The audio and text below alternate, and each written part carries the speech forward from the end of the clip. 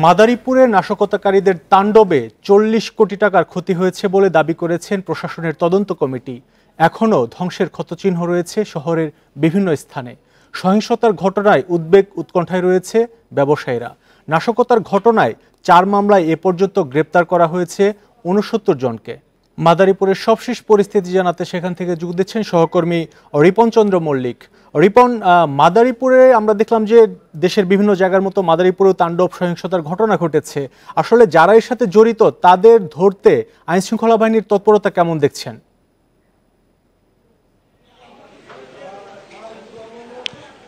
জি, আপনাকে তার আগে একটু বলে রাখতে চাচ্ছি যে আসলে মাদারীপুরে গত এক সপ্তাহ ধরে যে পরিবেশটা আমরা লক্ষ্য করছি যে গত ১৯ তারিখ এবং ১৮ তারিখে যে পরিমাণ সহিংসতা সংঘটিত হয়েছিল, এরপরই মাদারীপুর শহরে কিন্তু মানুষের ভিতরে একটা উদ্বেগ, উৎকণ্ঠা এবং আতঙ্ক কাজ করছিল। এরপরে কারফিউ দেওয়ার পরপরই কিন্তু সাধারণ মানুষের ভিতরে আমরা দেখতে পাচ্ছি একটা স্বস্তি ফিরে এসেছে এবং তারা এরপরেই মূলত ওই আতঙ্কের যে ব্যাপারটা সেটি আস্তে কেটে যাওয়ার পরপর গত আজকে থেকে কারফিউটা একটু শিথিল করে নিয়েছে এবং সকাল ৮টা থেকে সন্ধ্যা ৭টা পর্যন্ত কারফিউ যেটা সেটা শিথিল থাকবে এবং সন্ধ্যার পরপর এলাম কারফিউটা আবার কার্যকর হবে, এমনটি আমাদেরকে জেলা প্রশাসনের পক্ষ থেকে জানানো হয়েছে। এবং মাদারীপুর শহরের বিভিন্ন স্থানে সেনাবাহিনীও টহল দেয়, বিজিবি টহল দেয়।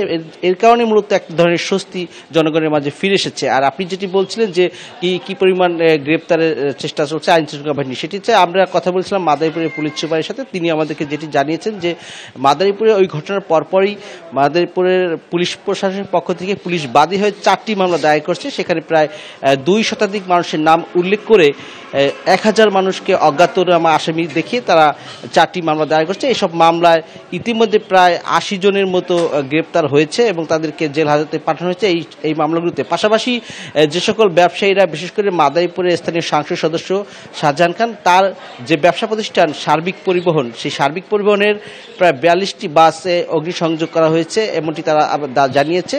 যাতে তাদেরও বড় ধরনের ক্ষতি হয়েছে তাদের পক্ষ থেকে। এবং যেসব সরকারি স্থাপনা রয়েছে, যেমন পুলিশ ফাঁড়ি পর্যন্ত পুড়িয়ে দেওয়া হয়েছিল মাদারীপুরে, এবং সরকারি যে মুক্তিযোদ্ধা অডিটোরিয়াম সেটিও তারা আর কি জ্বালিয়ে দিয়েছিল দুর্বৃত্তরা। তো এই ঘটনাগুলোকে কেন্দ্র করে পুলিশ প্রশাসন চেষ্টা করছে যে যারা জড়িত, প্রকৃত যারা অভিযুক্ত তাদেরকে গ্রেপ্তারের চেষ্টা চালাচ্ছে, এমনটি আমাদেরকে জানিয়েছে পুলিশ প্রশাসনের পক্ষ থেকে। তো সার্বিকভাবে এই ছিল আমার কাছে মাদারীপুরের সর্বশেষ পরিস্থিতি। রিপন চন্দ্র মল্লিক, আপনাকে ধন্যবাদ। আমরা জানছিলাম মাদারীপুরের সবশেষ পরিস্থিতি।